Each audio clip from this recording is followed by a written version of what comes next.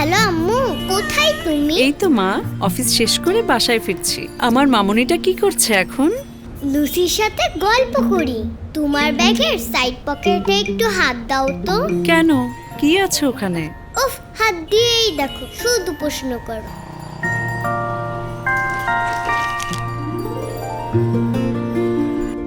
এই নে, এটা তোর বই। এখন থেকে আমি তোর টিচার। বল ম্যাম, বল ম্যাম।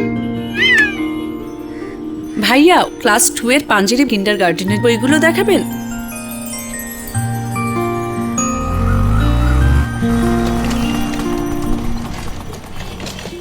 এই তো সেদিনকার কথা, বাবার সাথে বই কিনতে যাওয়া, লাইব্রেরিতে নতুন বইয়ের ঘ্রাণ। ফেরার পথে বাবা চকলেট কিনে দিত, পড়ার টেবিলে সাজানো পাঞ্জেরি বইগুলোর কথা।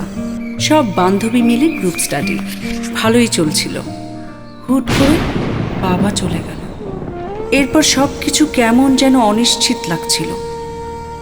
আজও মনে পড়ে A+ পেয়ে মাকে জড়িয়ে ধরার কথা। মা খুব কেঁদেছিল সেদিন। স্কুল জীবনের এমন অসংখ্য স্মৃতির সাথে জড়িয়ে আছে পাঞ্জেরি বইগুলো।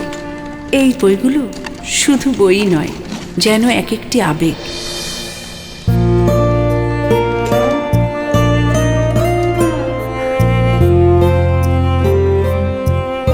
আমাদের সময় পাঞ্জেরি কিন্ডারগার্টেনের জন্য কোনো বই ছিল না।